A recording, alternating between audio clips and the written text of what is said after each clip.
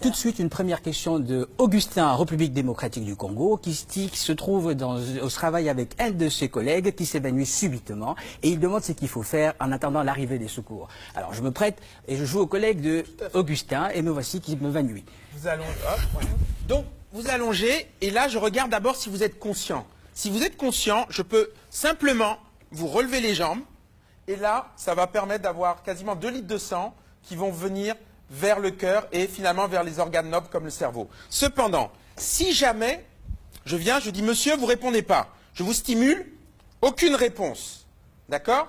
À ce moment-là, je viens, je prends le bras, je le laisse tomber sur votre tête et je regarde. Si le bras tombe, ça veut dire qu'a priori, il y a une inconscience. Je passe donc à la deuxième chose. Je suis comme ça, on s'est d'accord, je ne respire pas bien. Il faut vérifier les voies aériennes.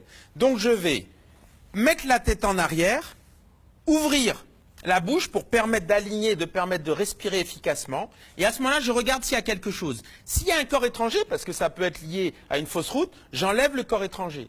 Il n'y en a pas, j'ai libéré les voies aériennes, j'ai dégrafé bien sûr le col et le pantalon. Et à ce moment-là, j'appuie et je regarde. Et je regarde le thorax, j'écoute et je sens, les 3 sens.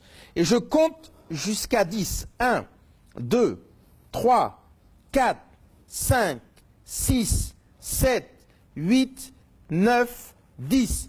Si la personne respire, j'appelle déjà parce que là, je sais qu'il est au minimum dans le coma, puisqu'il est inconscient et qu'il respire. J'appelle, ou je fais appeler s'il y a quelqu'un, les secours. Et moi, je vais à ce moment-là, parce qu'il est inconscient et ne respire pas, le mettre en position latérale de sécurité. On peut le mettre d'un côté ou de l'autre. Il n'y a plus d'importance aujourd'hui.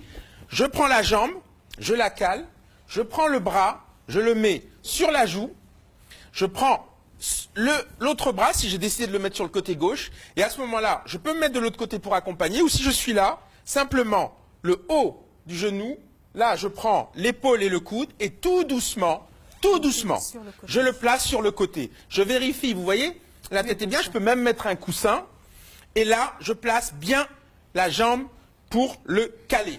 Là, il est stable, on a appelé les secours, on peut essayer de le stimuler, de voir comment il va, mais on l'a mis en position latérale, ce qui fait qu'il ne peut pas vomir. Alors donc là, docteur, on vient de voir la position latérale de sécurité.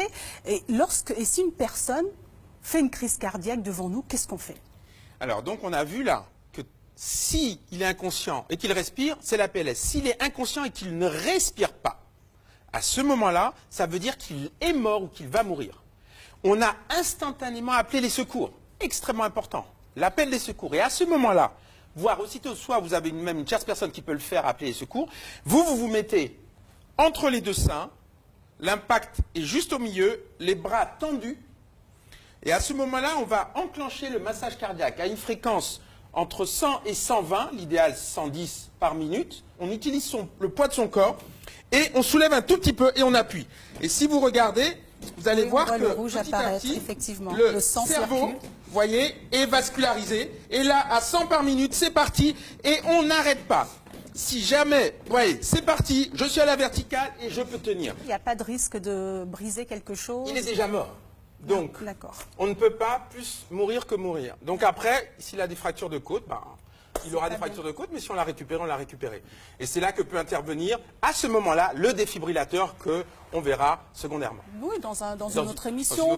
Merci beaucoup, Massamba-Diack. On va continuer Massamba-Diack. avec une autre question cette fois-ci. Parce qu'il y en a beaucoup. Exactement, celle de Karim au Niger, qui demande ce qu'il faut faire avant l'arrivée des secours quand il y a un accident et que les gens saignent.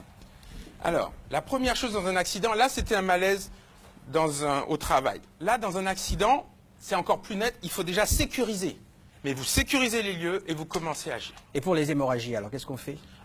L'hémorragie, immédiatement, imaginons qu'il saigne sur une plaie ouverte, carotide, immédiatement on comprime. Le mieux, c'est avec un tissu entre vous et le patient. Compression directe immédiate. Ça ne suffit pas. Si c'est un membre, à ce moment-là, il faudra mettre un garrot.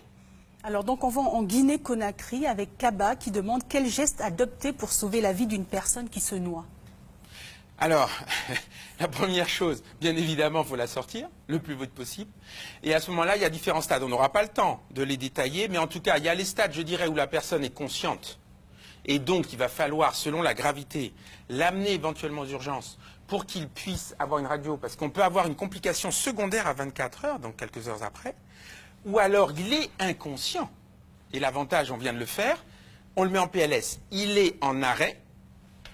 On va à ce moment-là faire le massage cardiaque, mais c'est là où, parce que la cause de la mort, c'est l'anoxie à cause de la noyade, c'est là où il faut par contre essayer de le ventiler, de le faire respirer artificiellement avec le bouche à bouche en alternance 32. Alors, une question d'Ousmane au Cameroun qui dit qu'il vient de se faire mordre par un serpent et il demande ce qu'il faut faire. Immobiliser la personne, immobiliser le membre, surtout aucun des produits, entre guillemets, je suis désolé, mais traditionnels, et l'aspivenin, ça ne marche pas non plus, et c'est uniquement les sérums.